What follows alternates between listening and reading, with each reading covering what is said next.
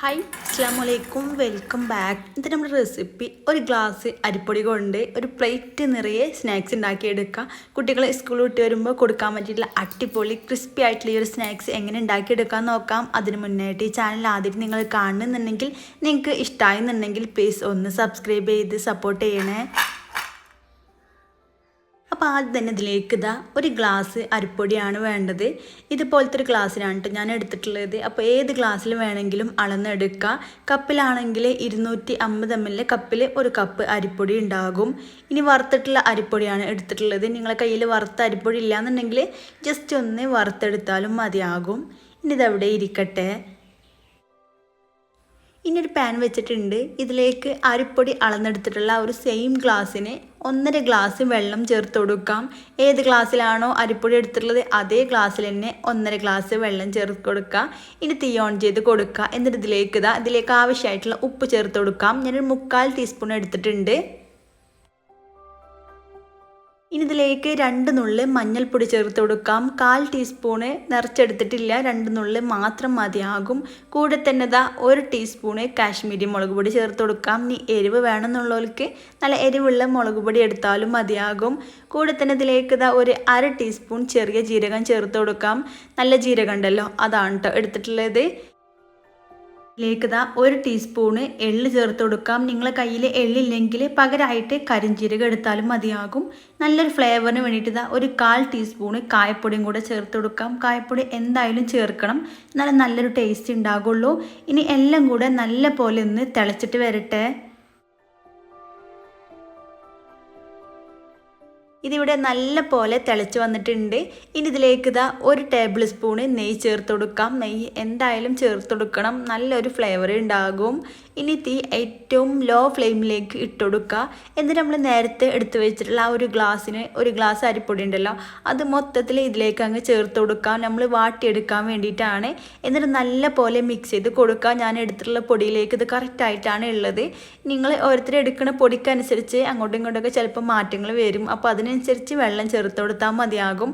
നല്ല പോലെ മിക്സ് ചെയ്ത് കൊടുക്കുക. എന്നിട്ട് നന്നായിട്ട് മിക്സ് ചെയ്ത് കൊടുത്തതിന് ശേഷം നമ്മൾ സാധാരണ പത്തിരിയൊക്കെ വാട്ടിയെടുക്കൂല, ആ ഒരു രീതിയിൽ ഈ ഒരു രീതിയിൽ നല്ല പോലെ ഡ്രൈ ആക്കിയിട്ട് തന്നെ എടുത്തിട്ടുണ്ട്.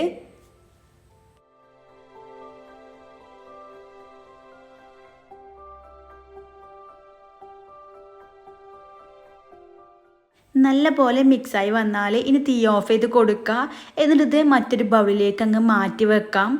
ഇതുപോലത്തെ ഒരു ബൗളിലേക്ക് ഇട്ടുകൊടുത്തിട്ടുണ്ട്. ഇനി ഇത് അടച്ച് വെക്കാം. ഒരു 5 മിനിറ്റ് അടച്ച് വെച്ചാൽ മതിയാകും. ആ ഒരു നല്ല ചൂടൊന്ന് മാറിക്കിട്ടാൻ വേണ്ടിയിട്ടാണ് അടച്ച് വെക്കുന്നത്. ഒരു 5 മിനിറ്റ് ആയിട്ടുണ്ട്. ഇനി നമുക്ക് തുറന്ന് നോക്കാം. ഇനി ഇത് ഈ ചെറിയൊരു ചൂടുണ്ട് കേട്ടോ. ഇപ്പോൾ ചൂട് പറ്റ പോയിട്ടില്ല. ഈ ഒരു ചെറിയ ചൂടിൽ തന്നെ നല്ല പോലെ ഒന്ന് കുഴച്ചെടുക്കണം. പിന്നെ ഇതിന് വെള്ളം പറ്റ ഡ്രൈ ആയിട്ടില്ല, ചെറിയൊരു വെള്ളത്തിന് അംശമുണ്ട്. അപ്പോൾ നല്ല സോഫ്റ്റ് ആയിട്ട് കുഴച്ചെടുക്കുക. ഈ ഒരു രീതിയിൽ നല്ല പോലെ സോഫ്റ്റ് ആയിട്ട് കുഴച്ചെടുത്തിട്ടുണ്ട്. ഇതുപോലെ ആയിക്കഴിഞ്ഞാൽ ഇതിന് ചെറിയ ഉരുളയാക്കി എടുക്കുക കേട്ടോ. ഇതുപോലെ ചെറിയൊരു ഉരുള എടുക്കുക. എന്നിട്ട് ഈ ഒരു പലകയിൽ ഈ ഒരു രീതിയിൽ അങ്ങ് ഷേപ്പ് ചെയ്തിട്ട് എടുക്കുക.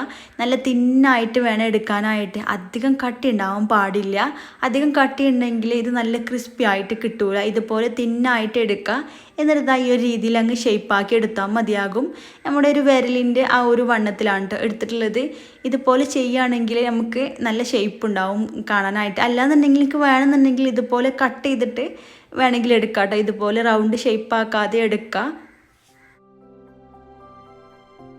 ഇങ്ങനെ ആക്കിയെടുക്കാനായിട്ട് കുറച്ച് അധിക സമയം എടുക്കും. അപ്പോൾ എളുപ്പത്തിന് വേണ്ടിയിട്ട് ഇതുപോലത്തെ നൂലപ്പത്തിൻ്റെ അച്ചെടുത്തിട്ടുണ്ട്. ഇതിലേക്ക് ഈ ഒരു ഷേപ്പുള്ള ഒരു ചില്ലുണ്ടല്ലോ, അതാണ് ഇട്ടുകൊടുത്തിട്ടുള്ളത്. ഇനി ഇങ്ങനത്തെ ഇല്ലയെന്നുണ്ടെങ്കിൽ ചെറിയ ഹോൾസ് ഉള്ളതാണെന്നുണ്ടെങ്കിൽ അത് ഇട്ടുകൊടുത്താലും മതിയാകും. ഇനി ഇത് നിറച്ചിട്ട് തന്നെ നമുക്ക് ആ ഒരു നമ്മൾ കുഴച്ചെടുത്തിട്ടുള്ള ഒരു മാവ് ഇതിലേക്ക് ചേർത്ത് കൊടുക്കാം.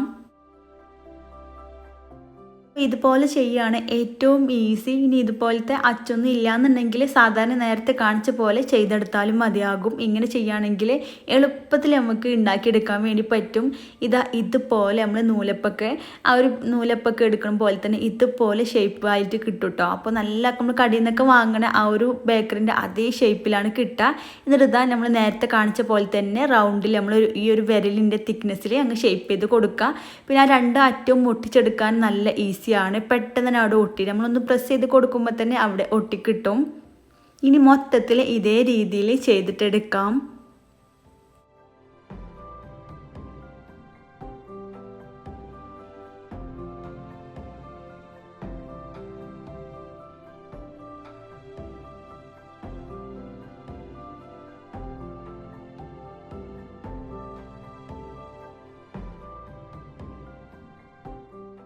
റെഡിയാക്കി എടുത്തതാ ഇതുപോലെ പ്ലേറ്റിലേക്ക് മാറ്റിയിട്ടുണ്ട്. പിന്നെ തമ്മിൽ ഒട്ടിപ്പിടിക്കൊന്നുമില്ല കേട്ടോ. ഇതിന് മുകളിലായിട്ട് വെച്ചു എന്ന് വെച്ചിട്ട് ഒട്ടിപ്പിടിക്കുന്ന പ്രശ്നമൊന്നും വരില്ല. അപ്പോൾ അതാ ഇതുപോലെ വലുതായിട്ട് ചുറ്റിച്ചെടുത്താൽ നമുക്ക് പെട്ടെന്ന് ചെയ്തെടുക്കാൻ വേണ്ടി പറ്റും. ഇതാ ഈ ഒരു രീതിയിൽ മൊത്തത്തിൽ റെഡിയാക്കി എടുത്തിട്ടുണ്ട്. അടിപൊളിയായിട്ട് ഇതാ 2 പ്ലേറ്റ് നിറച്ച് കിട്ടിയിട്ടുണ്ട്. ഈ ഒരു ഗ്ലാസ് അരിപ്പൊടി വെച്ചിട്ട് ഇത്രത്തോളം സ്നാക്സ് നമുക്ക് ഉണ്ടാക്കിയെടുക്കാൻ വേണ്ടി പറ്റും. ഇനി നമുക്ക് ഫ്രൈ ആക്കിയിട്ട് എടുക്കാം. അപ്പോൾ ഇത് പൊരിച്ചെടുക്കാൻ വേണ്ടി എണ്ണ നന്നായിട്ട് ചൂടാക്കിയിട്ട് എടുക്കുക. എണ്ണ നന്നായിട്ട് ചൂടായിട്ട് വന്നാൽ തീ മീഡിയം ഫ്ലെയിമിൽ ഇട്ട് കൊടുക്കുക. എന്നിട്ട് ഓരോന്ന് വെച്ചിട്ട് വേണം ഇട്ട് കൊടുക്കാനായിട്ട്. മൊത്തത്തിൽ ഇട്ട് കൊടുത്താൽ ചിലപ്പോൾ ഇതിങ്ങനെ തമ്മിൽ ഒട്ടിപ്പിടിക്കൂട്ടോ. അപ്പോൾ ഇതുപോലെ സെപ്പറേറ്റ് ചെയ്ത് കിട്ടാൻ വേണ്ടിയിട്ട് ഓരോന്ന് വെച്ചിട്ട് ഇട്ട് കൊടുക്കുക. പെട്ടെന്ന് റെഡി ആയിട്ട് കിട്ടും. ഇതുപോലെ പതുക്കെ ഇങ്ങനെ എണ്ണേൻ്റെ പതുക്കെ ഒന്ന് നിന്ന് തുടങ്ങുമ്പോൾ നല്ലപോലെ മിക്സ് ചെയ്ത് കൊടുക്കുക. നമ്മൾ ഇട്ട ഉടനെ തന്നെ മിക്സ് ചെയ്ത് കൊടുക്കരുത്. അപ്പോൾ അടിപൊളി ക്രിസ്പി ആയിട്ട് തന്നെ കിട്ടും. പിന്നെ പെട്ടെന്ന് കോരിയെടുത്താൽ ഇതിൻ്റെ ഉൾഭാഗം നല്ല ക്രിസ്പി ആയിട്ട് ഉണ്ടാവില്ല. അപ്പോൾ കുറച്ച് സമയം എടുത്തിട്ട് നല്ല പോലെ മൊരിച്ചെടുക്കുക. എന്നാൽ മാത്രമേ ഉള്ളൂ നല്ല ക്രിസ്പി ആയിട്ട് കിട്ടുള്ളൂ. ഇതാ നല്ല പോലെ കളറൊക്കെ മാറിയിട്ടുണ്ട്. ഇനി നമുക്ക് കോരി മാറ്റാം. ഒട്ടും എണ്ണ കുടിക്കാത്ത അടിപൊളി സ്നാക്സാണിത്.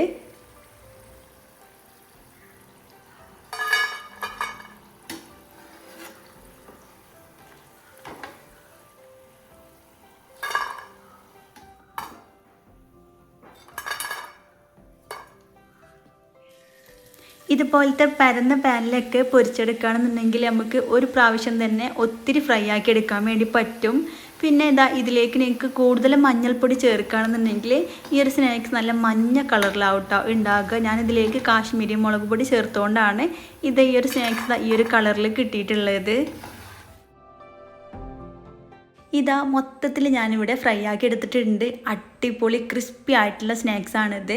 അപ്പോൾ എല്ലാവരും ഉണ്ടാക്കി നോക്കുക. കുട്ടികളെ സ്കൂൾ വിട്ട് വരുമ്പോൾ കൊടുക്കാൻ പറ്റുന്ന നല്ല ക്രിസ്പി ആയിട്ടുള്ള ഒരു സ്നാക്സിൻ്റെ റെസിപ്പിയാണ്. നിങ്ങൾക്ക് ഉറപ്പായിട്ടും ഇഷ്ടമാവും.